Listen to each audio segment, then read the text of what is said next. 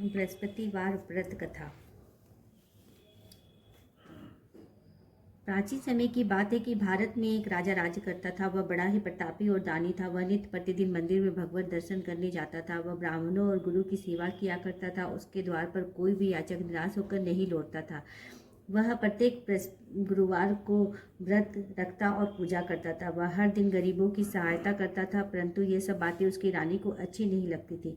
वह ना तो व्रत करती थी, ना ही किसी प्रकार एक भी पैसा दान में देती थी। वह राजा से भी ऐसा करने के लिए मना करती थी।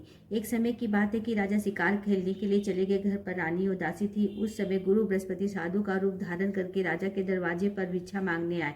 साधु ने रानी से भिक्षा मांगी तो वह कहने लगी कि हे साधु महाराज, मैं इस दान और पुण्य से तंग आ गई हूँ। इस कार्य को करने के लिए मेरे पतिदेव ही बहुत हैं। अब ऐसी कृपा करे कि सारा धन नष्ट हो जाए, मैं आराम से रह सकूं। साधु रूपी बृहस्पति देव ने कहा कि हे देवी, तुम बड़ी विचित्र हो। संतान हो धन से कोई भी दुखी नहीं होता, उसको सभी चाहते हैं। पापी भी पुत्र और धन की इच्छा करता है। अगर तुम्हारे पास धन अधिक है तो मनुष्यों को भोजन कराओ, भूखे मनुष्यों को भोजन कराओ, प्याव लगाओ, ब्राह्मणों को दान दो, धर्मशाला बनवाओ, कुएं, तालाब, बागड़ी, बाग बगीचे आदि का निर्माण कराओ, निर्धनों की कुंवारी कन्याओं का विवाह करो, साथ ही यज्ञ आदि करो। इस प्रकार करने से आपके कर्मों को करने से आपके कुल का और आपका नाम परलोक में सार्थक होगा और स्वर्ग की प्राप्ति होगी। परंतु रानी को साधु की इन बातों से खुशी नहीं हुई। उसने कहा कि हे साधु महाराज, मुझे ऐसे धन की आवश्यकता नहीं है जिसको मैं अन्य लोगों में दान दूं और जिसको रखने और संभालने में मेरा सारा समय नष्ट हो जाए। साधु ने कहा कि हे देवी, यदि तुम्हारी ऐसी ही इच्छा है तो जैसे मैं तुम्हें बताता हूँ वैसे ही करना। बृहस्पतिवार के दिन घर को गोबर से लिपना, अपने केसों को पीली मिट्टी से धोना, केसों को धोते समय स्नान करना, राजा से कहना कि हजामत कराए, भोजन में मांस मदिरा खाना, कपड़े धोबी की यहाँ धुलने देना। इस प्रकार 7 बृहस्पतिवार करने से तुम्हारा धन नष्ट हो जाएगा। यह कहकर साधु महाराज रूपी बृहस्पति देव अंतर्ध्यान हो गए। रानी ने साधु के कहने के अनुसार 7 बृहस्पतिवार तक वैसा ही करने का विचार किया। साधु के बताए अनुसार कार्य करते हुए केवल 3 बृहस्पतिवार ही बीते थे कि समस्त धन राशि नष्ट हो गई। भोजन के लिए ही दोनों समय परिवार तरसने लगा, सांसारिक भोगों से दुखी रहने लगा। तब राजा रानी से कहने लगा कि हे रानी, तुम यहाँ पे रहो, मैं दूसरे देश को जाता हूँ, क्योंकि यहाँ पर सभी मनुष्य मुझे जानते हैं, इसलिए मैं कोई कार्य नहीं कर सकता। अब मैं परदेश जा रहा हूँ, वहाँ कोई काम धंधा करूँगा, शायद हमारे भाग्य बदल जाए। ऐसा कहकर राजा परदेश चला गया। वहाँ जंगल में लकड़ी काटकर लाता और शहर में बेचता। इस तरह जीवन व्यतीत करने लगा। इधर राजा के बिना रानी और दासी दुखी रहने लगी। किसी दिन भोजन मिलता और किसी दिन जल पी करके ही रह जाती। एक समय रानी और दासी को 7 दिन तक बिना भोजन के व्यतीत करना पड़ा। तो रानी ने अपनी दासी से कहा कि हे दासी, यहाँ पास के ही नगर में मेरी बहन रहती है, वह बड़ी धनवान है, तू उसके पास जा और 5 शेर बेचर मांग के ले आ, जिससे कुछ समय के लिए गुजारा हो जाएगा। दासी रानी के बहन के पास गई। रानी की बहन उस समय पूजा कर रही थी। बृहस्पतिवार का दिन था। दासी ने रानी की बहन से कहा कि हे रानी, मुझे आपकी बहन ने भेजा है, मुझे 5 शेर बेसर दे दो। दासी ने यह बात अनेक बार कही, परंतु रानी की बहन ने कोई उत्तर नहीं दिया, क्योंकि वह समय बृहस्पतिवार की कथा सुन रही थी। जब दासी को रानी की बहन से कोई उत्तर नहीं मिला तो वह बहुत दुखी, उसे क्रोध भी आया। वह लौटकर रानी से बोली कि रानी जी, आपकी बहन तो बहुत ही घमंडी है, वह छोटे लोगों से बात नहीं करती है। मैंने उससे कहा तो उसने कोई उत्तर नहीं दिया, मैं वापस चली आई। रानी बोली कि हे दासी, इसमें उसका कोई दोष नहीं है। जब बुरे दिन आते हैं तो कोई सहारा नहीं देता, अच्छे बुरे का पता विपत्ति में ही लगता है। जो ईश्वर की इच्छा होगी वही होगा, यह सब हमारे भाग्य का दोष है। उधर रानी की बहन ने सोचा कि मेरी बहन की दासी आई थी, परंतु मैं उससे नहीं बोली। इससे वह बहुत दुखी हुई। कथा सुन विष्णु भगवान का पूजन समाप्त कर वह अपनी बहन के घर में आई और कहने लगी कि हे बहन, मैं बृहस्पतिवार का व्रत कर रही थी, तुम्हारी दासी हमारे घर में आई थी, परंतु जब तक कथा होती है तब तक ना हम उठते हैं ना बोलते हैं, इसलिए मैं नहीं बोली। कहो दासी, क्यों आई थी? रानी बोली कि बहन, हमारे घर में अनाज नहीं था, वैसे तुमसे कोई बात छिपी नहीं है, इस कारण मैंने दासी को तुम्हारे पास 5 शेर बेसन लेने के लिए भेजा था। रानी की बहन बोली, बहन देखो, बृहस्पति भगवान सबकी मनोकामना पूर्ण करते हैं, देखो शायद तुम्हारे घर में भी अनाज रखा हो। यह सुन दासी घर के अंदर में गई और एक घड़ा भरा बेचर का बड़ा मिल गया। उसे बड़ी हैरानी हुई, क्योंकि उसने पहले एक एक बर्तन देख लिया था। उसने बाहर आकर रानी को बताया। दासी अपनी रानी से कहने लगी कि हे रानी देखो, वैसे हमको जब अन्न नहीं मिलता है तो हम रोज व्रत करते हैं। अगर इनसे व्रत की विधि पूछ ली जाए और कथा पूछ ली जाए तो हाँ, तो उसे हम भी किया करेंगे। दासी के कहने पर रानी ने अपनी बहन से बृहस्पतिवार के व्रत के बारे में पूछा। उसने उसकी बहन ने बताया कि हे रानी बहन, बृहस्पतिवार के दिन सूर्योदय से पूर्व उठकर स्नान करके बृहस्पतिवार का व्रत करना चाहिए, लेकिन इस दिन सिर नहीं धोना चाहिए। बृहस्पतिवार के व्रत में चने की दाल, मुनक्का से विष्णु भगवान के केले के वृक्ष की जड़ की पूजा करें और दीपक जलाएं। उस दिन एक ही समय भोजन करें। भोजन पीले खाद्य पदार्थ का करें और कथा सुने। इस प्रकार करने से गुरु भगवान प्रसन्न होते हैं, अन्नपूर्ण धन देते हैं, मनोकामना पूर्ण करते। व्रत और पूजन की विधि बताकर रानी की बहन अपने घर लौट गई। रानी और दासी दोनों ने निश्चय किया कि बृहस्पति देव भगवान का पूजन जरूर करेंगे। 7 दिन बाद जब बृहस्पतिवार का दिन आया तो उन्होंने व्रत रखा। गुड़शाला में जाकर चना और गुड़ बिन लाई और उसकी दाल से केले की जड़ और विष्णु भगवान का पूजन किया। अब भोजन पीला कहाँ से आए? दोनों बड़ी दुखी हुई, परंतु उन्होंने व्रत किया था, इस कारण बृहस्पति देव भगवान प्रसन्न थे। एक साधारण व्यक्ति के रूप में वे 2 थालों में सुंदर पीला भोजन लेकर आए और दासी को देकर बोले कि हे दासी, यह भोजन तुम्हारे और रानी के लिए है, तुम दोनों करना। दासी भोजन पाकर बड़ी प्रसन्न हुई और रानी से बोली कि रानी जी भोजन कर लो। रानी को भोजन आने के बारे में कुछ भी पता नहीं था, इसलिए वे दासी से बोली कि जा तू ही भोजन कर ले, क्यों तू व्यर्थ में हंसी उड़ाती है। दासी बोली कि एक व्यक्ति भोजन दे गया। रानी कहने लगी कि वह भोजन तेरे लिए ही दे गया है, तू ही भोजन कर। दासी ने कहा, वह व्यक्ति हम दोनों के लिए 2 थालों में भोजन दे गया है, इसलिए मैं और आप दोनों साथ साथ भोजन करेंगे। दोनों ने गुरु भगवान को नमस्कार कर भोजन प्रारंभ किया। उसके बाद से वे प्रत्येक बृहस्पतिवार का व्रत और भगवान का पूजन करने लगी। बृहस्पति भगवान की कृपा से उनके पास धन हो गया, परंतु रानी फिर पहले की तरह आलस से करने लगी। तब दासी बोली कि देखो रानी, तुम पहले भी इस तरह आलस से करती थी, तुम्हें धन को रखने में कष्ट होता था, इस कारण सभी धन नष्ट हो गया। अब गुरु भगवान की कृपा से तुम्हें धन मिला है तो तुम्हें आलस से होता है। बड़ी मुश्किलों के बाद से हमें यह धन पाया है, इसलिए हमें दान पुण्य करना चाहिए। तुम भूखे मनुष्यों को भोजन कराओ, प्याव लगाओ, ब्राह्मणों को दान दो, कुएं, तालाब, बागड़ी आदि का निर्माण कराओ, मंदिर, पाठशाला बनवाकर दान दो, कुंवारी कन्याओं का विवाह कराओ, धन को शुभ कार्यों में खर्च करो, जिससे तुम्हारे कुल का यश बढ़े और स्वर्ग की प्राप्ति हो, प्रेत प्रसन्न हो। दासी की बात मानकर रानी भी इसी प्रकार के कर्म करने प्रारंभ कर दिए। इससे काफी यश फैल गया। एक दिन रानी और दासी आपस में विचार करने लगी कि ना जाने राजा किस दशा में होंगे, उसकी कोई खोज खबर नहीं है। गुरु भगवान की कृपा से उन्होंने प्रार्थना की और भगवान ने रात्रि को राजा को स्वप्न में कहा कि हे राजा उठ, तेरी रानी तुझको याद करती है, अब दूसरे देश को लौट जा। राजा प्रातःकाल उठा और जंगल में लकड़ी काट कर लाने के लिए जंगल की ओर चल पड़ा। जंगल से गुजरते हुए सोचने लगा कि रानी की गलती से उसे कितने दुख भोगने पड़े हैं। राजपाट छोड़कर उसे जंगल में आकर रहना पड़ा। जंगल में लकड़ी काटकर उन्हें बेचकर गुजारा करना पड़ा। उसी समय उस जंगल में बृहस्पति देव एक साधु के रूप धारण कर आए और राजा के पास आकर बोले, हे लकड़हारे, तुम इस सुनसान जंगल में किस चिंता में खोए हैं, मुझे बतलाओ। यह सुन राजा के नेत्रों में जल भर आया और साधु को वंदना कर बोले, हे प्रभु, आप सब कुछ जानने वाले हैं। इतना कहकर राजा ने साधु को अपनी संपूर्ण कहानी सुना दी। महात्मा दयालु होते हैं, वे राजा से बोले कि हे राजा, तुम्हारी पत्नी ने बृहस्पति देव के प्रति अपराध किया है, इसके कारण तुम्हारी यह दशा हुई है। अब तुम किस प्रकार की चिंता मत करो, भगवान तुम्हें पहले से अधिक धन देंगे। देखो, तुम्हारी पत्नी ने भी बृहस्पतिवार का व्रत करना प्रारंभ कर दिया है। अब तुम भी बृहस्पतिवार के व्रत करके चने की दाल गुड़ जल के लोटे में डालकर केले का पूजन करो, फिर कथा कहो, सुनो, भगवान तुम्हारी सभी मनोकामना पूर्ण करेंगे। साधु को प्रसन्न देखकर राजा बोले कि हे प्रभु, मुझे लकड़ी बेचकर इतना पैसा नहीं बचता जिससे मैं भोजन करने के उपरांत में कुछ बचा सकूं। मैंने रात्रि को अपनी रानी को व्याकुल देखा है, मेरे पास कोई साधन नहीं है जिससे मैं समाचार जान सकूं। फिर मैं बृहस्पतिवार की देव की कथा कैसे कहूँ, मुझको तो कुछ भी मालूम नहीं है। साधु ने कहा कि हे राजा, तुम किसी प्रकार की चिंता मत करो। बृहस्पतिवार के दिन तुम रोजाना की तरह लकड़ियां लेकर शहर में जाओ। तुम्हें रोज से 2 गुना धन प्राप्त होगा, जिससे तुम भली भांति भोजन कर लोगे तथा बृहस्पति देव का पूजा का सामान भी आ जाएगा। बृहस्पतिवार की कथा इस प्रकार है। प्राचीन समय प्राचीन काल में एक बहुत ही निर्धन ब्राह्मण था। उसके पास कोई संतान नहीं थी। वह नित्य पूजा पाठ करता, परंतु उसकी स्त्री बड़ी मलिनता से रहती थी। वह ना स्नान करती, ना किसी देवता की पूजा करती थी। प्रातःकाल उठते ही वह सर्वप्रथम भोजन करती, बाद में और कोई अन्य कार्य करती थी।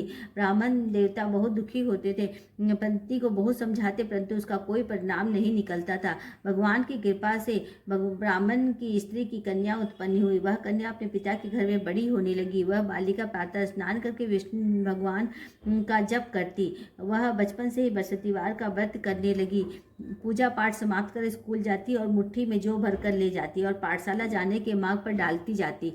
वही जो स्वर्ण के हो जाते उसे लौटकर उसको बीनकर घर ले आती। एक दिन वह बालिका सूप में उन सोने के जौ को फटक कर साफ कर रही थी। तभी उसकी माँ ने देखा और कहा, बेटा, सोने के जौ को फटकने के लिए सोने का सूप होना चाहिए। दूसरे दिन गुरुवार था। इस कन्या ने व्रत रखा और वसुदेव से प्रार्थना करके कहा कि हे प्रभु, यदि मैंने सच्चे मन से आपकी पूजा की है तो मुझे सोने का सूप दे दो। वसुदेव ने उसकी प्रार्थना स्वीकार कर ली। रोजाना की तरह वह कन्या जौ फैलाती हुई स्कूल चली गई। स्कूल से लौटकर जब वह जौ बीन रही थी तो वसुदेव की कृपा से उसे सोने का सूप मिला। उसे घर ले आई और उससे जौ साफ करने लगी, परंतु उसकी माँ का वही ढंग रहा। एक दिन की बात ही वह कन्या सूप में जौ को साफ कर रही थी। उस समय उस नगर के राजकुमार वहां से होकर निकला। उस कन्या के रूप और सोने के सूप में जौ साफ करते देखकर वह कन्या पर मोहित हो गया। राजमहल आकर भोजन तैयार तथा जल त्याग कर उदास होकर लेट गया। राजा को जब राजकुमार के अन्न जल त्यागने का समाचार ज्ञात हुआ तो अपने मंत्रियों के साथ वह अपनी पुत्र के पास गए और बोले कि हे बेटा, तुम्हें किसी बात का कष्ट है? किसी ने तुम्हारा अपमान किया है अथवा और कोई कारण है? मुझे बतलाओ, मैं वही करूंगा जिससे तुम्हें प्रसन्नता हो। राजकुमार ने अपने पिता की बातें सुनी तो वह बोला कि मुझे आपकी कृपा से किसी बात का दुख नहीं है। किसी ने मेरा अपमान नहीं किया है, परंतु मैं उस लड़की से विवाह करना चाहता हूँ जो सोने के सूप में जो साफ कर रही थी। यह सुन राजा आश्चर्य में पड़ गया और बोला कि हे बेटा, इस तरह की कन्या का पता तुम ही लगाओ, मैं उसके साथ तुम्हारा विवाह अवश्य करा दूंगा। राजकुमार ने राजा को उस लड़की के घर का पता बताया। मंत्री उस लड़की के घर में गया और राजा का आदेश ब्राह्मण को सुनाया। कुछ दिन बाद ब्राह्मण की कन्या का विवाह राजकुमार के साथ संपन्न हो गया। कन्या के घर से जाते ही ब्राह्मण देवता के घर में पहले की भांति गरीबी का निवास हो गया। अब भोजन के लिए भी अन्न बड़ी मुश्किल से मिलता था। एक दिन वह दुखी होकर ब्राह्मण अपनी पुत्री से मिलने गया। बेटी ने पिता की दुखी अवस्था को देखा तो अपनी माँ का समाचार पूछा। ब्राह्मण ने सभी हाल कहा। कन्या ने बहुत सा धन देकर अपने पिता को विदा किया। इस तरह ब्राह्मण का कुछ समय सुखपूर्ण व्यतीत हुआ, लेकिन फिर कुछ दिन बाद फिर वही हाल हो गया। ब्राह्मण ने फिर अपनी कन्या के यहाँ गया और सभी हाल कहा तो पुत्री बोली, हे पिताजी, आप माताजी को यहाँ ले आओ, मैं उन्हें सभी विधि बता दूंगी जिससे गरीबी दूर हो जाए। ब्राह्मण देवता अपनी स्त्री के साथ अपनी पुत्री के पास राजमहल पहुंचे तो पुत्री अपनी माँ को समझाने लगी कि हे माँ, तुम प्रातःकाल उठकर प्रथम स्नान आदि करके विष्णु भगवान का पूजन करो तो सब दरिद्रता दूर हो जाएगी। परंतु उसकी माँ ने उसकी एक बात नहीं मानी। वह प्रातःकाल उठकर अपनी पुत्री का जूठा भोजन खा लेती थी। एक दिन उसकी पुत्री को बहुत गुस्सा आया। उसने एक रात एक कोटर से सारा सामान निकाल दिया। उसमें अपनी माँ को बंद कर दिया। प्रातः उसमें से उसे निकाला तो स्नान आदि करके पूजा पाठ कराया तो उसकी माँ की बुद्धि ठीक हो गई। उसके बाद से वह नियम से पूजा पाठ करती। वह प्रत्येक बृहस्पतिवार का व्रत करने लगी। इस व्रत के प्रभाव से उसकी माँ भी बहुत धनवान हो गई। ब्राह्मण देवता के बृहस्पति देवता के प्रभाव से वे स्वर्ग को गई। ब्राह्मण देवता भी सुखपूर्ण इस लोक का सुख भोग कर स्वर्ग को प्राप्त हुआ। इस तरह कहानी कहकर साधु देवता वहाँ से लोप हो गए। धीरे धीरे समय व्यतीत होने लगा। फिर बृहस्पतिवार का दिन आया। राजा जंगल में लकड़ी काटकर किसी शहर में बेचने गया। उसे उस दिन और दिनों से अधिक धन मिला। राजा ने चना गुड़ आदि लाकर बृहस्पतिवार का व्रत किया। उस दिन उसके सभी क्लेश दूर हो गए। परंतु जब अगला बृहस्पतिवार का दिन आया तो बृहस्पतिवार का व्रत करना भूल गया।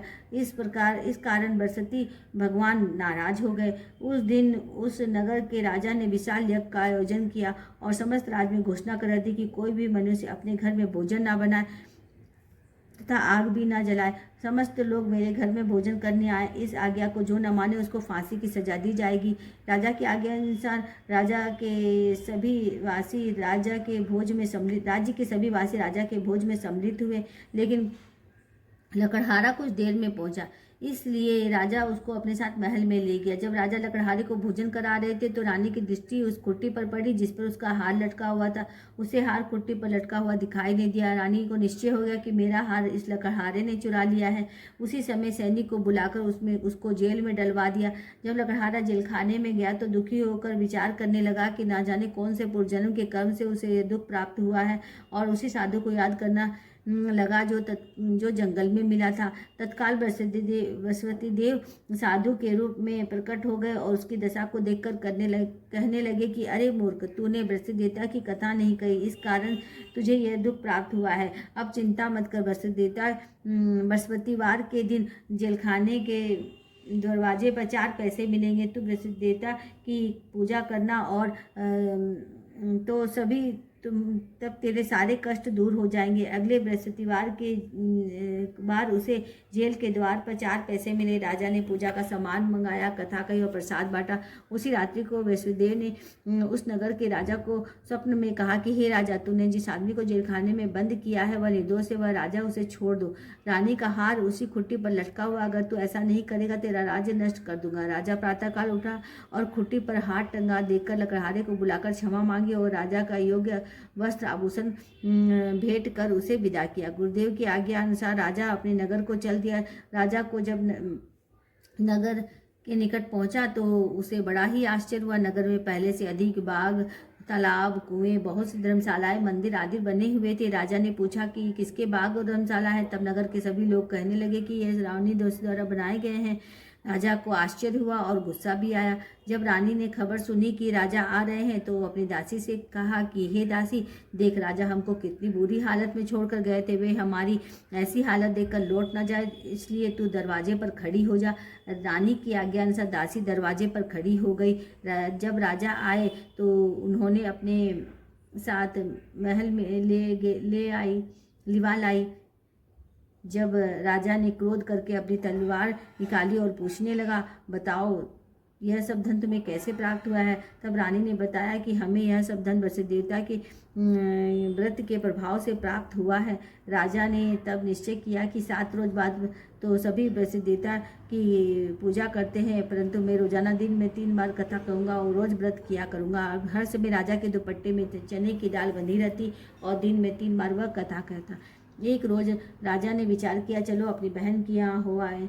इस तरह निश्चय कर राजा घोड़े पर सवार होकर अपनी बहन के यहाँ चल दिया। मार्ग में उसने देखा कि कुछ आदमी एक मुर्दे को लेकर जा रहे हैं। उसे रोककर राजा कहने लगा कि अरे भैया, मेरी बृहस्पतिवार की कथा सुन लो। वे बोले, लो हमारा तो आदमी मर गया, इसको अपनी कथा की पढ़ दी है। परंतु कुछ आदमी बोले कि अच्छा कहो, हम तुम्हारी कथा भी सुनेंगे।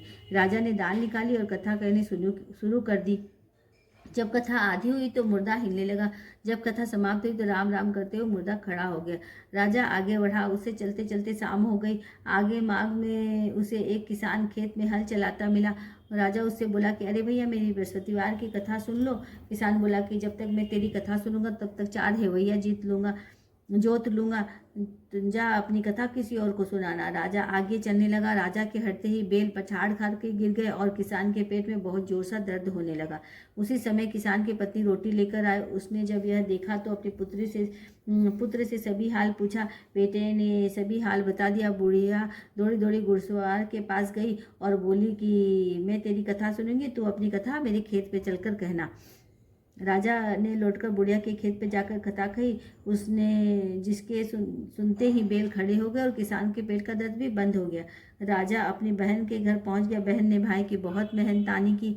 दूसरे रोज प्रातःकाल राजा जागा तो उसने देखा कि सभी लोग भोजन कर रहे हैं। राजा ने अपनी बहन से जब ये पूछा कि ऐसा कोई मनुष्य नहीं है जिसने भोजन नहीं किया है जो हमारी बृहस्पतिवार की कथा सुन ले, तो बहन बोली कि हे भैया, ये देश ऐसे ही है, पहले लोग यहाँ भोजन करते हैं, बाद में अन्य कार्य करते हैं। अगर पड़ोस में कोई है तो मैं देख आती हूँ। ऐसा कहकर बहन देखने चलेगी, परंतु ऐसा कोई व्यक्ति नहीं मिला जिसने भोजन नहीं किया हो। फिर वह एक कुम्हार के यहाँ गई जिसका लड़का बीमार था। उसे मालूम हुआ कि 3 दिन से किसी ने भोजन नहीं किया है। रानी ने अपने भाई की कथा सुनने के लिए कुम्हार से कहा। वह तैयार हो गया। राजा ने जाकर बृहस्पतिवार की कथा कही। उसे सुनते ही उसका लड़का ठीक हो गया। अब तो राजा की प्रशंसा होने लगी। एक दिन राजा ने अपनी बहन से कहा कि हे बहन, मैं अपने घर जाऊंगी, तुम भी तैयार हो जाओ। राजा की बहन ने अपनी सास से अपने भाई के साथ जाने की आज्ञा मांगी। सास बोली चली जा, परंतु अपने लड़कों को मत लेकर जाना, क्योंकि तेरे भाई की कोई संतान नहीं होती है। बहन ने अपने भाई से कहा कि हे भैया, मैं तो चली जाऊंगी, परंतु बालक नहीं जाएंगे। राजा ने कहा कि जब कोई बालक ही नहीं जाएगा, तुम जाकर क्या करोगी। दुखी मन से राजा अपने नगर को लौट गया। राजा ने अपनी रानी से कहा कि हम निसंतान हैं, इसलिए हमारे घर में कोई आना पसंद नहीं करता है। इतना कहकर बिना भोजन आदि के सैया पर लेट गया। हे रानी बोली कि हे प्रभु, बृहस्पति देव ने हमें सब कुछ दिया है, वे हमें संतान भी अवश्य देंगे। उसी रात बृहस्पति देव ने राजा को स्वप्न में कहा कि हे राजा, उठ, तेरी अब सभी सोच त्याग दे, तेरी रानी गर्भवती है। राजा को यह जानकर बड़ी खुशी हुई। 90 महीने रानी के गर्भ से सुंदर पुत्र पैदा हुआ।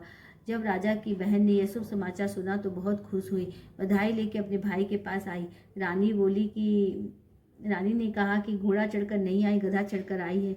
राजा की बहन बोली, भाई, मैं इस प्रकार तुम्हें नहीं कहती तो तुम्हें औलाद कैसे मिलती। बृहस्पति देव ऐसे ही जिसके मन में जो कामनाएं होती सभी को पूर्ण करते हैं। जो सद्भावना पूर्वक बृहस्पतिवार का व्रत करता है, कथा पढ़ता है, सुनता है, दूसरों को सुनाता है, बृहस्पति देव उसकी सभी मनोकामनाएं पूर्ण करते हैं। बृहस्पति देव उसकी सदैव रक्षा करते हैं। जो संसार में सद्भावना व सच्चे हृदय से बृहस्पति देवता की पूजा करता है, उसकी सभी मनोकामनाएं उसी प्रकार पूर्ण होती है। जैसे रानी और राजा ने बृहस्पति देवता की कथा कही, गुणगान किया, उसकी सभी इच्छाएं बृहस्पति देव ने पूर्ण की। मनुष्य के हृदय से उनका मनन करते हुए जयकार करना चाहिए।